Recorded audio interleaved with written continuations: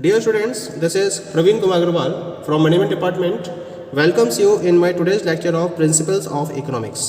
In today's lecture, we will start the topic Utility Analysis.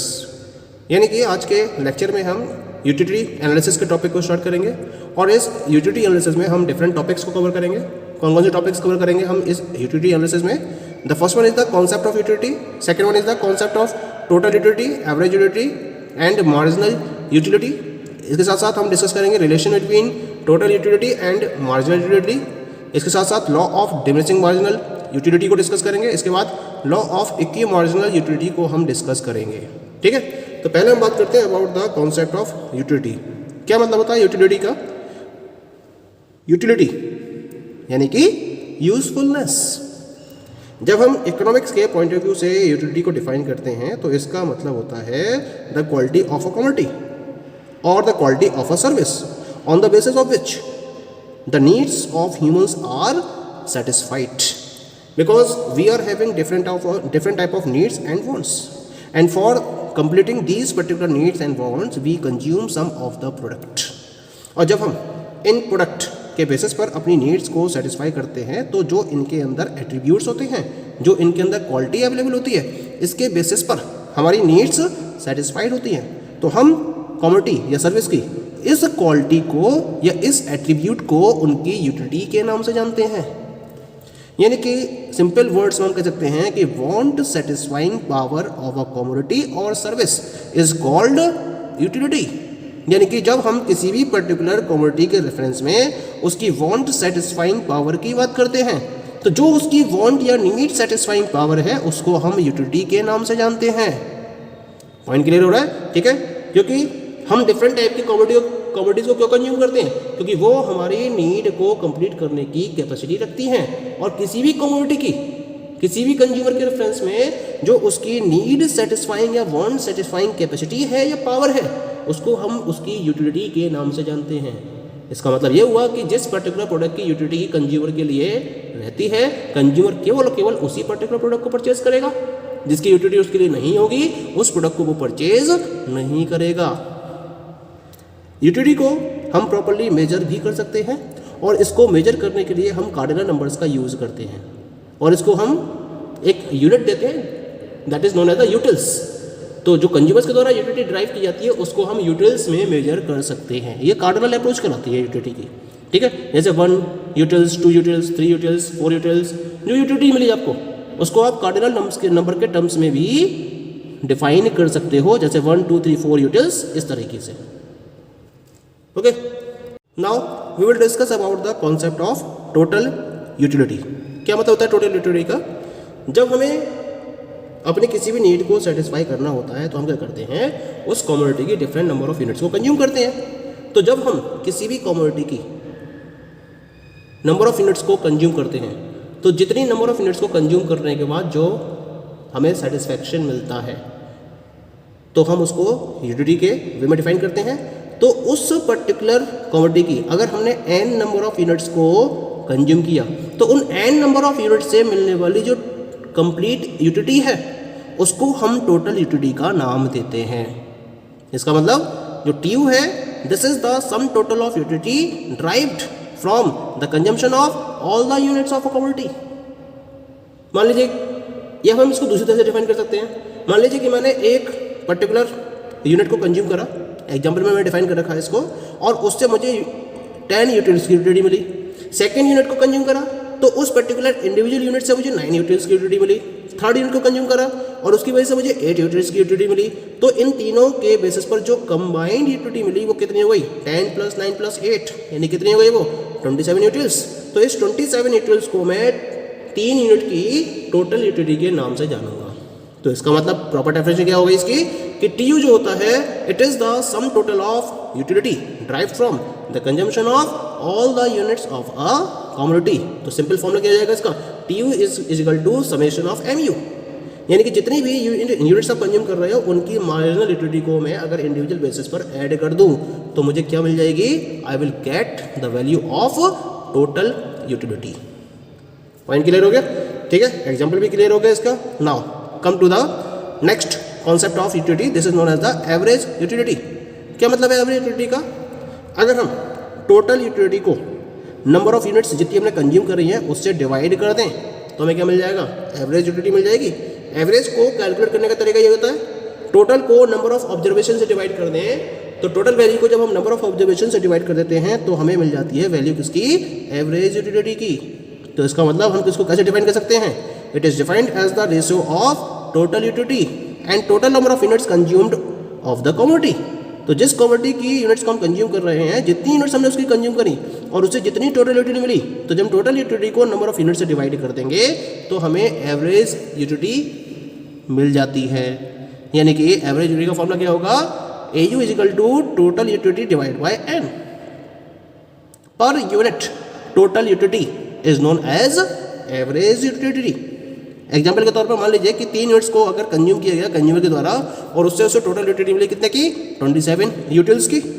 अब अगर हम इसकी एवरेज यूटिलिटी को कंसीडर करना चाहते हैं तो क्या करना पड़ेगा, हमें इसकी टोटल यूटिलिटी को नंबर ऑफ यूनिट से डिवाइड करना पड़ेगा। टोटल यूटिलिटी कितनी है इसकी, 27 यूटिल्स की, डिवाइड कर दिया कितने से, 3 से, क्योंकि 3 यूनिट्स को कंज्यूम कर रहे हो, 3 से डिवाइड करा 9 utils.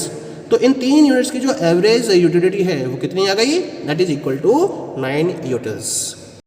Now come to the next concept of utility, this is the marginal utility. Marginal का मतलब क्या होता है, जब हम इनपुट की वैल्यू में अगर एक यूनिट का चेंज करते हैं तो उसकी वजह से जो आउटपुट है उसकी वैल्यू में जो टोटल चेंज हुआ, टोटल में जो चेंज हुआ उसे हम मार्जिनल का नाम देते हैं। और तो जब हम मार्जिनल यूटिलिटी की बात कर रहे हैं इसका मतलब क्या होगा कि अगर एक कमोडिटी या एक एडिशनल कमोडिटी को जब कंज्यूम किया जाता है कंज्यूमर की तरफ से और उसकी वजह से जो टोटल यूटिलिटी में डिफरेंस आता है, या हम कह सकते हैं जो एडिशनल यूटिलिटी है उस एडिशनल यूटिलिटी को हम मार्जिनल यूटिलिटी का नाम देते हैं। It means that additional utility on account of the consumption of an additional unit of a commodity is known as the marginal utility। तो फॉर्मूला क्या बनेगा इसका, mu of nth unit is equal to total utility of nth unit minus total utility of n minus 1th unit। यानी कि nth unit के total utility में से जब हम n माइनस 1th यूनिट की टोटल यूटिलिटी को सब्ट्रैक्ट कर देंगे तो हमें क्या मिलेगी, nth यूनिट की मार्जिनल यूटिलिटी मिल जाती है। तो डेफिनेशन क्या बन गया इसकी ना कि marginal utility can also be defined as the difference between the total utility of nth unit and the total utility of n minus 1th unit. Definition clear होगा इसकी। एग्जांपल के बेसिस पर इसको हम समझ सकते हैं। मान लीजिए कि कंज्यूमर ने 10 यूनिट्स को कंज्यूम करा और उससे मिलने वाली जो टोटल यूटिलिटी है वो 90 यूटिल्स की है, और उसके बाद उसने 9 यूनिट्स को कंज्यूम करा था और उससे जो टोटल यूटिलिटी मिली थी वो थी 80 यूटिल्स की। अब जब उसने एक एक्स्ट्रा यूनिट कंज्यूम करी यानी कि 9 से 10वीं यूनिट कंज्यूम करी तो उसमें चेंज कितने का आया, तो इसके लिए हम क्या करेंगे, फॉर्मूला पर अप्लाई करेंगे। mu ऑफ 10th यूनिट निकालनी है मुझे, तो total utility of 10th unit में से total utility of 9th unit को हम क्या कर देंगे, माइनस कर देंगे। अब 10th यूनिट तक की टोटल यूटिलिटी कितनी है, 90 यूटिल्स की, और 9 यूनिट तक की टोटल यूटिलिटी कितनी है, 80 यूटिल्स की। 90 माइनस 80 कर दिया, कितना आ गया, 10 यूटिल्स। इसका मतलब जो 10th यूनिट तक की मार्जिनल यूटिलिटी है वो किसके बराबर हो गई, it is equal to the 10 utils. ठीक है, ये तो बात हो गई जब हम एक कमोडिटी के रेफरेंस में एडिशनल यूनिट को कंज्यूम करते हैं। लेकिन अगर हम एक से ज़्यादा यूनिट को कंज्यूम करेंगे और हमें उस केस में मार्जिनल यूटिलिटी निकालनी हो तब इसके लिए हम एक और फॉर्मूले का यूज़ करते हैं, and this formula is given as here mu is equal to delta tu upon delta n।